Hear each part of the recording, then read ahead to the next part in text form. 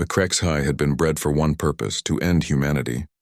Standing 12 feet tall with exoskeletons harder than titanium, razor-sharp claws that could slice through starship hulls, and acid that dissolved most known materials.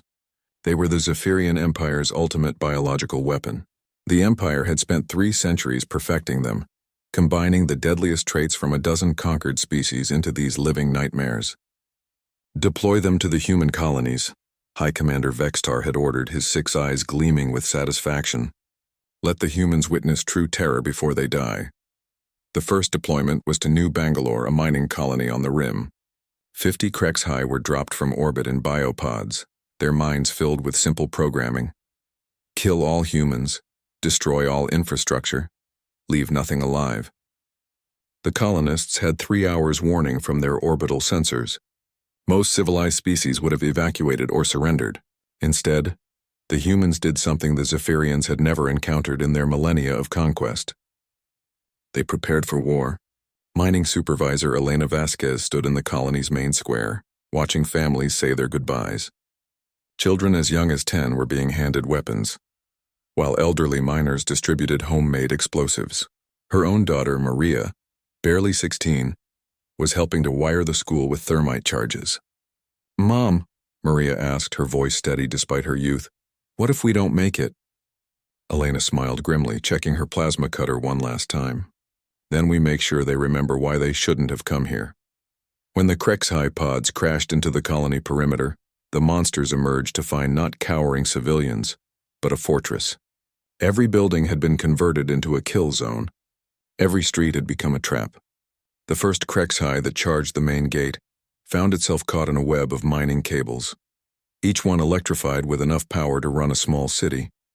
As it thrashed and roared, its acid blood eating through the wires, young Maria Vasquez emerged from cover with a mining laser and calmly burned through its nervous system. "Target down," she reported into her comm, as if she'd just finished a homework assignment. The second wave of monsters tried to use their climbing abilities to scale the hab blocks. They found that the humans had turned the buildings themselves into weapons. Automated welding torches tracked their movement, while industrial solvents rained down from above. When that failed to stop them, entire building sections were rigged to collapse, burying the creatures under tons of reinforced concrete. The HFY had never encountered prey that fought back with such calculated ferocity. These weren't soldiers, they were civilians, but they fought with the kind of savage ingenuity that only came from defending one's home. By the 4th hour, something unprecedented happened. The surviving HFY began to hesitate. Dr. Yuki Tanaka, the colony's xenobiologist, watched from her laboratory window as one of the creatures approached the medical center. She had expected to die studying her specimens, but now she was witnessing something extraordinary. The HFY stopped at the entrance, its head tilting as it processed conflicting inputs.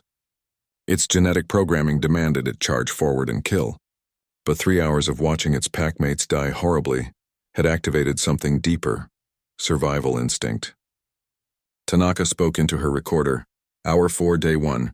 Subject HFY-7 is displaying what can only be described as caution. The creature appears to be learning." The monster turned and walked away from the medical center. It had learned fear. The battle raged for 3 days. The humans lost 60% of their population, but they never stopped fighting. Teenagers operated industrial equipment like weapons of war. Grandparents led suicide charges with mining explosives strapped to their chests. Engineers built weapons from coffee makers and atmospheric processors. When Elena Vasquez finally cornered the last HFY in the colony's main tunnel, both of them were wounded and exhausted. The creature's exoskeleton was cracked, its acid reserves depleted. Elena's left arm hung useless at her side, and her plasma cutter was down to its last charge. The monster looked at her with something it had never felt before: uncertainty. Elena smiled, blood running down her face. "You're afraid, aren't you? Good, you should be." She triggered the plasma cutter, and the tunnel filled with light.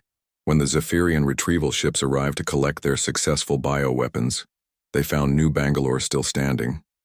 The human survivors had somehow not only defeated the HFY, but had captured 3 of them alive. High Commander Vextar stood in his command chamber, staring at the report in disbelief. "This is impossible. The HFY know no fear. They have no survival instinct beyond completing their mission. His science officer's voice trembled. Sir, we're receiving similar reports from all 50 deployment sites. The HFY are changing. They're developing what can only be called trauma responses. Some refuse to engage human settlements. Others have simply stopped fighting. The humans had done something that 3 centuries of Zephyrian bioengineering couldn't anticipate. They had turned the monster's own capacity for learning against them.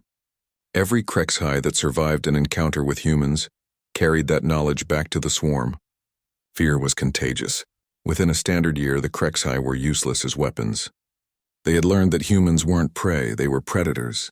Worse, they were predators that got stronger when cornered, more dangerous when threatened, and absolutely vicious when defending their young.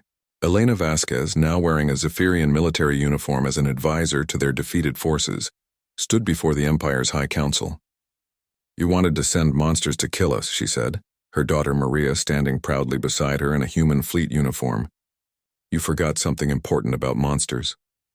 She smiled with the same grim satisfaction her ancestors had shown when they'd climbed to the top of Earth's food chain. Monsters can be taught. The Zephyrian Empire sued for peace the following week.